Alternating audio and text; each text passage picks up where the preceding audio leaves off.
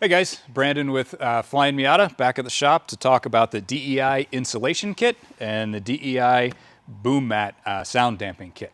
So we've been working on these kits for quite a while actually with DEI, trying to perfect the fit of it. But basically there are two kits. We've got an insulation kit and a sound damping kit. And both of these are custom for the Miata. The sound damping is, pre-cut, but not quite as fancy as the insulation, which is all you can see right here. It's all very, very specific, and I'll kind of go through the specifics there.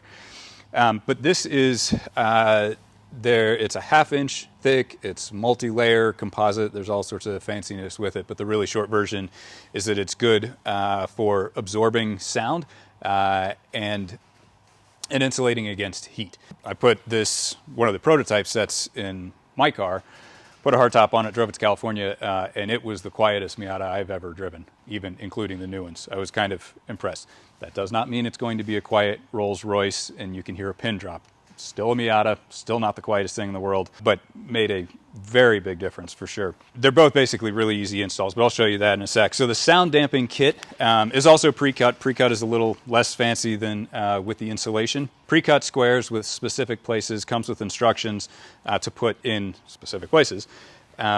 One of the neat things with the boom mat is that you don't have to cover the entire inside of the car. You just have to cover 25 to 50% of the surface area, and that does a good job of absorbing all the noise. So this is 80 thousandths worth of butyl, asphalt-free butyl, and then a 4 thousandths thick aluminum skin on it as well.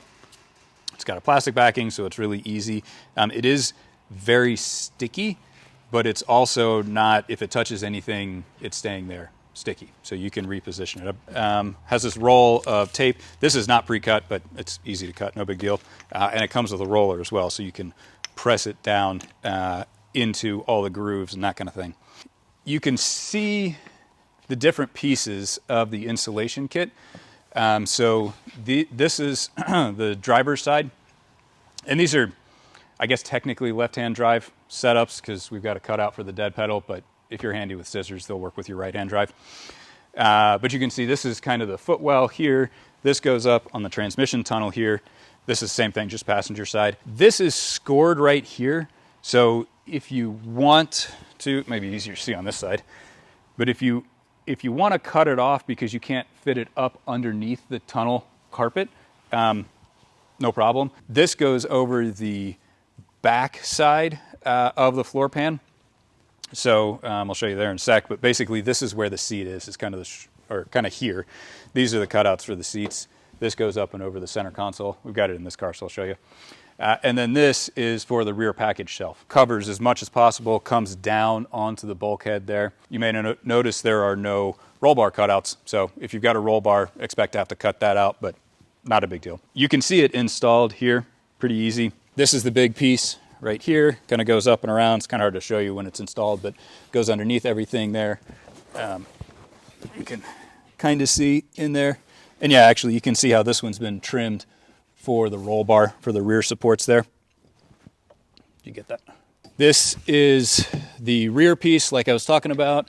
And then you can kind of see under here, you'll have to take our word for it. It's in there, I promise. And then up the side of the tunnel there. So pretty comprehensive coverage. There's all sorts of little things for specific generations. NA8s have the ECU back here, so the insulation is scored. NBs have, some of them have baby seat anchors, so that's scored. So all that stuff is there, so it's easy to cut it for your specific purposes.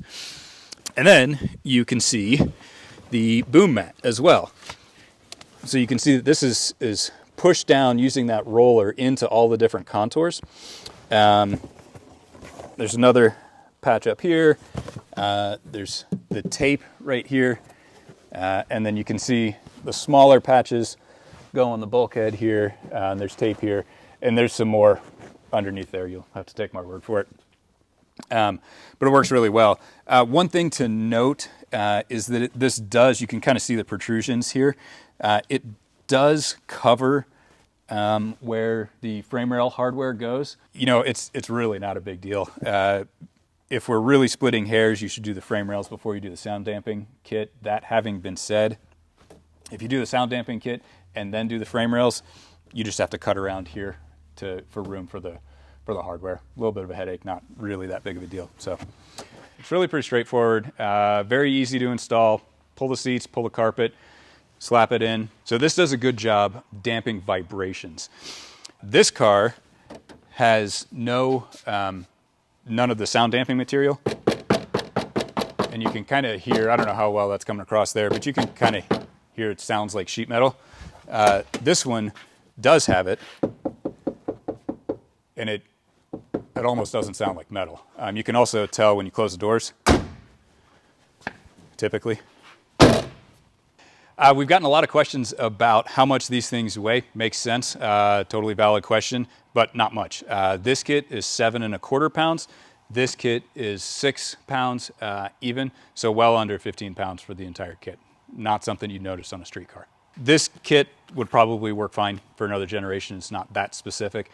We have not tried it, but I bet it would work fine. This is very much NA and B specific. I will say that the NCs and the NDs have a lot more sound deadening to start off with, so I would say that it's less important.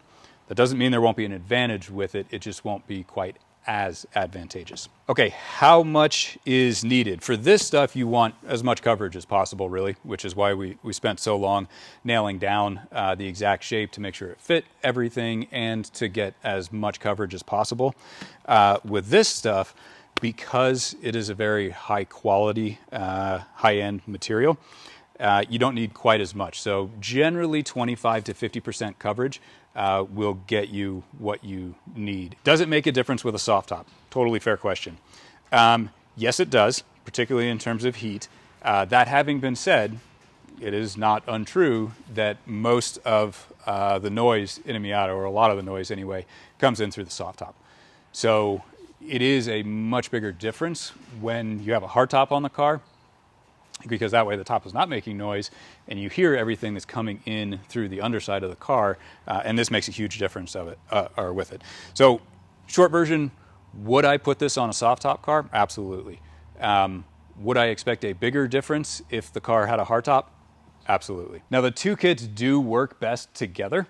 They are meant as a system. You can buy them individually. If you only want to do one, that's fine. If you were only going to do one, I would probably do this, but it depends on which problem you're trying to solve. If it's noise, I'd probably do this. If it's heat, I'd probably do this. But again, I'd suggest doing them both together. That's really going to be the best thing for you. And they are intended to work together. Thanks, guys.